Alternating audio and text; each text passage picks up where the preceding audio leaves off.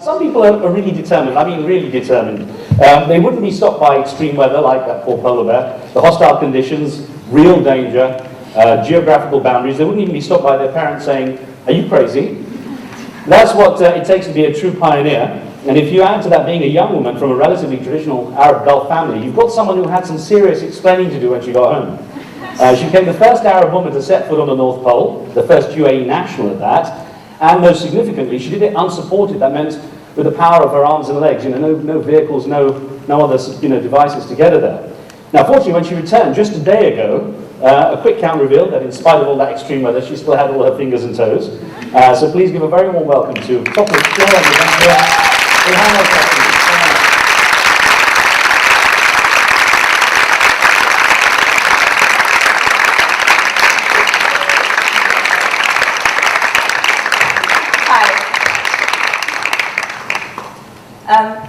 My name is Elham. I just got off a plane about a day ago from a very, very beautiful place. And the first people I wanted to share it with is people, not magazines, not newspapers, but just the very people who wanted to hear the story. So that's why I agreed to do this press conference, this presentation just day after this. This picture, I'm very, very stylishly, as you can see, looking out the window of a helicopter. And that was the first time I've been in a helicopter for 25 years. The first helicopter I'd been in, I was about 2 or 3. My father took me in that helicopter, and I cried the entire time because there was no door. And I was absolutely convinced that I'd fall out. And my father laughed, and he said it would be fine. And I never got in a helicopter again. But some profound will, some dream, something that I really wanted to do, took me up into a helicopter again.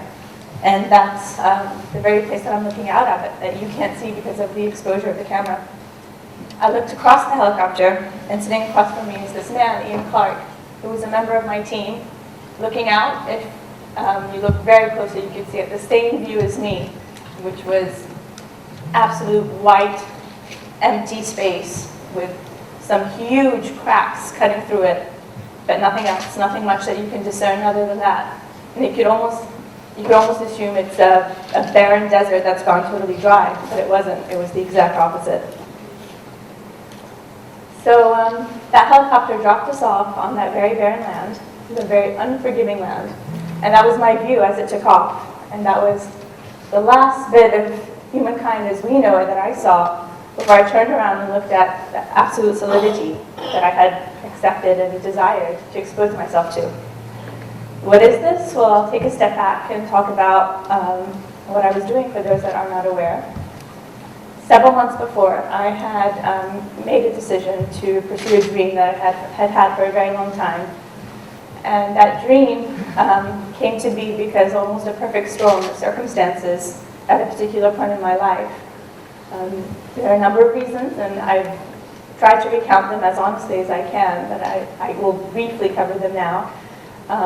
It was a point in my career where I thought I wanted to get more out of life than my career was giving me. I had made academic achievements that I was pleased and content with, and I felt I needed a bit of a challenge. I needed to take myself out of my comfort zone, and I wanted to see how I would react. I miss sport, I miss athletics, and I was looking for the right goal. And the North Pole is something I had dreamed about for a long time, but it was never quite the right time for me to do it. And there's a lot of maturity and a lot of learning that goes into being capable of thinking about it, organizing it, planning for it, and being responsible all along the way. And at this point in my life, it came to be the right time. So that's how I got there.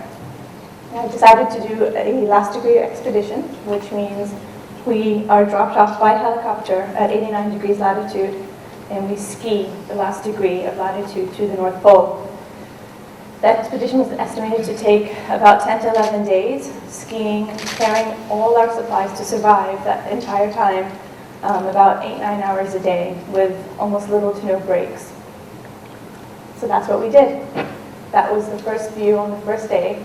As we set off, we saw nothing and no one except the people we chose to be there with and to trust and to rely on for our survival. The views out there were spectacular.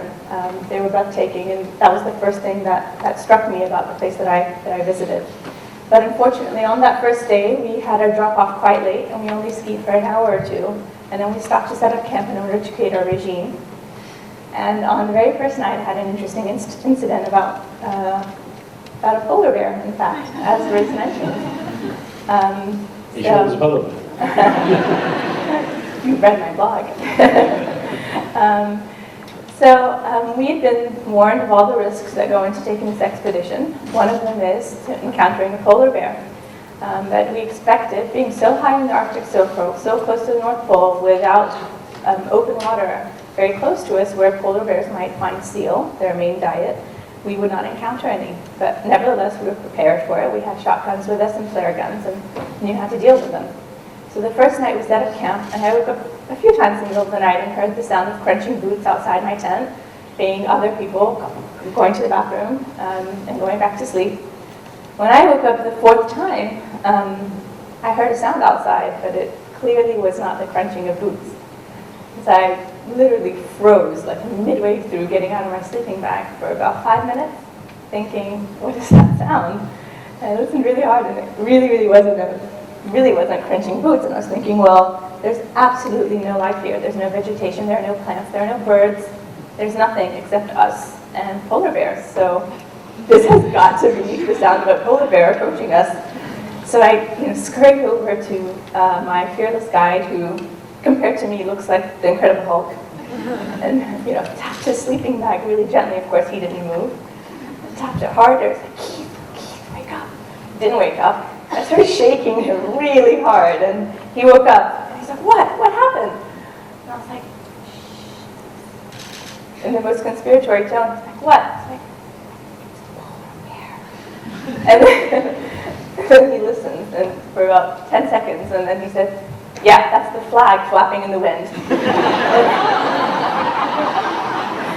He turns around and makes it very clear he's not impressed by me waking him up, the precious sleep that we have to prepare us for the next day. Anyway, so the point of that being, we had a lot of fun, but it's important to learn your lessons quickly when you're out there and trust the people that have a lot of experience. So the next day came, we had the first full day of skiing. We were skiing about 8 hours on average a day, sometimes 9, sometimes more. And I had obviously trained very hard for this expedition, and thought, okay, I'm set. And of course, you're warned about the conditions that you face, you're warned about the weather, about the difficulty of your body to keep warm and how much energy it takes. I don't think, despite the warning, you just don't know until you get there. So I skied really hard, I worked pretty hard. By hour 6, I hit a huge energy wall, and I felt like I couldn't take one more step. And I went into this downward spiral, negative downward spiral, thinking, what am I doing here? I don't belong here. Everyone else here is so fit. They've done so many things like this. Maybe I didn't train correctly. Maybe I needed to gain more weight. Maybe I'm just not designed to do things like this. And then I just collapsed to my guide and said, I can't take one more step. And he just looked at me and said, stand up. And I did, because he had quite a sharp tone. And he said, what's wrong? And I said, I can't take one more step. And he opened my water bottle, and he saw that it was almost full. And he said, show me your food packet. And I had eaten 1 candy bar and 1 protein bar in 6 hours of exercising, and exercising in a very cold environment. So he said, okay, you're not eating. And they started shoveling food down to me. Suddenly, there was a thermos in front of me with really hot water, and I drank that. And suddenly, there's a 15-year-old, the youngest man to ski to the pole with me, and he's American, and he leaned over and gave me a Jolly Rancher. Now, a Jolly Rancher is the candy that I grew up with, and it brought fond memories back of childhood, so I smiled and took it. And right after that, those are my peers. That's me struggling on day 1. And my peers came and stood next to me, and they were telling me stories, asking me why I was there and what I was doing there, and questions about my family. And what I didn't realize is that they were each holding one of the ropes on my harness to lighten my load, so that I could make it. And that day I got 2.5 more hours of skiing. I crossed 2.5 more miles when I thought I couldn't ski 1 more mile, 1 more step. And I mean, at the very end, the person on the right in the blue jacket, he's Italian, and he's very good friends with Andrea Bocelli, and he found it appropriate to start singing some opera to motivate me, although He didn't sound anything like Bocelli, but it was good amusement anyway. So that was lesson 2, teamwork, and being humble enough to learn from people that have done things like this before, and not to take it personally. It was a great first day. The next day, my guide and Ian, the person on my left, said to me, "Your sled is way too heavy, and we're going to rate it, and we're going to throw away what we think you don't need." So I said, well, they were thinking, girl, toiletries, did you bring makeup? And I'm saying, no, I didn't bring any makeup. So I told them they were allowed to rate my sled, but the only thing they couldn't throw away was a small journal, brown journal about that big, and I wouldn't leave that behind. And they're limited to throw away only what's biodegradable, so I couldn't really throw away that much. So they did that the next day, and we continued on and started facing the challenge, which is the North Pole. And I had a fantastic time, and we faced many different environments where at times it was totally flat pans, and at times you see these huge rubbles of ice that are sometimes taller than you, and you have to climb over with the sled, get the sled over. And that was one of my guides behind me trying to help me, and I was adamant, saying, no, I can do this myself, just like the rest of you, being very, very butch and not accepting any help. I did fall a couple of times, but not as often as the rest of them. But yeah, very, very, very energetic, very excited about the opportunity that's in front of me. Excited. Didn't fall. That next night, I brought the journal in, and he asked me, because I said, don't throw it away. Keith, my guide, said, what is this? And I said, well, it's a small book that everyone that loves me has written a small note to remind me in their own way why I'm here, and why I can do this, and why they believe I will succeed. And I haven't read any of them. I will read them as I need them, whenever I feel pretty low, as I expect the lows to come in an expedition of this sort. And he said to me, well, why didn't you read it last night when you were at that camp destroyed?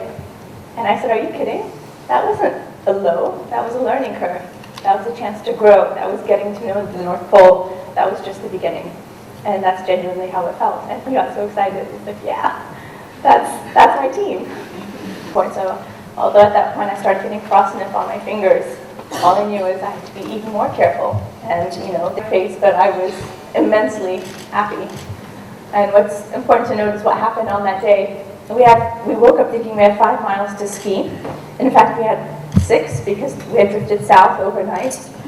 And we got a call from the base station, the Russian base station that was picking us up, saying there's a huge storm coming in and all the ice is literally breaking underneath them, and that they would pick us up in the early afternoon, one way or another, whether we made it or not. So we were racing against time.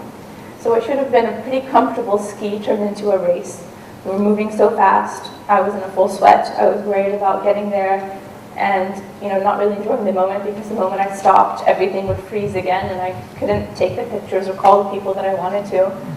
So for the first 3 miles, I was really uncomfortable and pretty unhappy. And then after the 3rd mile, I think we had actually a little less than 3 miles left. I thought about it and I said, you know what, I've come this far, I'm not arriving at the North Pole in this negative mindset. And as I let myself go of that, this huge, profound feeling came over me. And I wasn't one bit alone on that day, not one bit. I couldn't read any of the posts. I didn't have any communication with the outside world other than one phone call a day to my sister to say I'm okay. But I felt like there was a world of people with me. And what started out as a human achievement, an achievement that mattered to me, that I thought would help me grow personally, turned into far more than that. It turned into, by sharing it, the fact that many, many people, young and old, might look at it and think, yeah, I can achieve my dreams too. Or that can relate to someone from their region and from their people and say, yeah, actually, we can do the things we set our minds to. And it's the same drive that pushes us in our career, in our personal lives, in our education, and in our physical and personal dreams, physical aspirations and personal dreams. So I skied happy, and it was a really easy last 2.5 miles that I crossed. And I got there quite quiet, very humble, and quite private, as did most people that were with me. The last thing I did was stop to pour out a bag of sand that I brought from the UAE with me.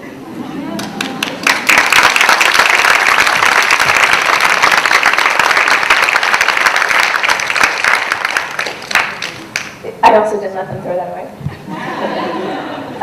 And it was amazing, because I was thinking what I could leave behind that was environmentally aware and safe, that I wouldn't damage the environment. I was wearing a couple of bracelets, you know, the rubber bracelets, the little strong ones and things like that, and I wanted to leave those behind, but I chose not to leave it beautiful the way I found it for the next explorers that do come by. But the sand I did leave, because there was such an immense, huge journey that went into getting to the North Pole that had nothing to do with the physical challenge.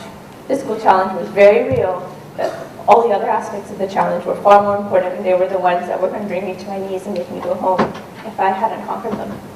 And part of it is where I come from. And so I wanted to leave that there. Helicopter arrived, and it was as welcoming as, what can I say? I can't think of anything that was as welcoming as that helicopter that day. And I haven't shown you a picture because I looked horrendous, but the moment I got in the helicopter, I fell asleep on myself. And the last point I wanted to make is people always ask me why I did this and what the relevance of it is and why I shared it publicly. And I've often hesitated to explain that because I think the best messages are the implicit messages, the ones that you don't have to state. I don't want to state why I think it's relevant for other Arab women to see this. I don't want to state, even looking at a region where child obesity and diabetes is quite high, I don't want to state the importance of showing how much fun a physical goal can be, although it's hard. And so instead I'm going to quote a comment that was on my blog yesterday. I read it yesterday and I thought it was perfect. So someone commented, "Congrats, but if I may ask, what's the point of this accomplishment? How did you benefit yourself and your country?" And someone else the next day replied, "How did she benefit herself and her country? I will tell you how. I'm sure it means a lot more for Elham and her family than, say, it means to you and me. But at the end of it all, it's a symbolic achievement for all of us. For me, I have a 2-year-old daughter that I know one day will ask me if I really believe she can accomplish anything she sets her heart and mind to.